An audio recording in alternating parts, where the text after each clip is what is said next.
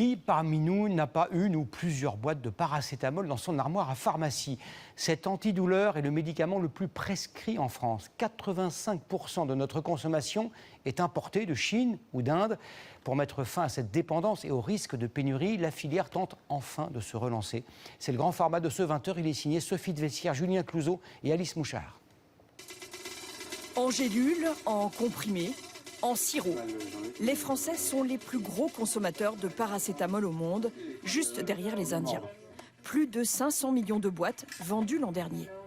J'en ai toujours dans mon sac au cas où, si besoin, comme la plupart des gens, je pense. Je tolère bien, voilà. Donc je pense que oui, c'est un très bon médicament. Ça fait partie des principaux médicaments de l'automédication.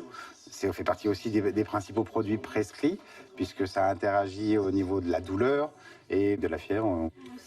Loin devant l'aspirine et l'ibuprofène, le paracétamol est prescrit abondamment. Car même si la matière première du médicament est importée, des usines de production sont implantées en France depuis longtemps, à Lisieux et à Agen. 750 millions de boîtes l'an dernier. Mais la demande augmente depuis le Covid. Et une nouvelle usine vient de recevoir l'autorisation de produire dans la banlieue lyonnaise. Voici les toutes premières boîtes. C'est ici qu'on fabrique le paracétamol comprimé 500 mg. Donc en fait, c'est une machine qui fait 150 000 comprimés à l'heure. 80 millions de boîtes devraient sortir tous les ans de cette usine. On ne vient pas non pas pour prendre l'ensemble du marché, mais on vient pour être un contributeur additionnel en fait à ce marché pour pouvoir demain répondre en cas de pénurie ou de tension d'approvisionnement. Pendant la pandémie, les stocks de paracétamol ont été épuisés pendant plusieurs mois. L'État a donc repris les choses en main. Autorisation de nouveaux acteurs et relocalisation de la matière première qui sert à fabriquer le paracétamol. Il s'agit de cette poudre qui contient le principe actif, la molécule qui soigne. La France n'en produit plus du tout depuis 2008. Nous dépendons à 75% de l'Inde et de la Chine, mais aussi des États-Unis et de la Turquie. L'État a donc versé 30 millions d'euros pour aider cette entreprise à relancer la production du principe actif en Isère. Vous avez ce grand bâtiment avec une structure béton, ce sera l'unité de production. 2 ans de recherche, 100 millions d'euros injectés.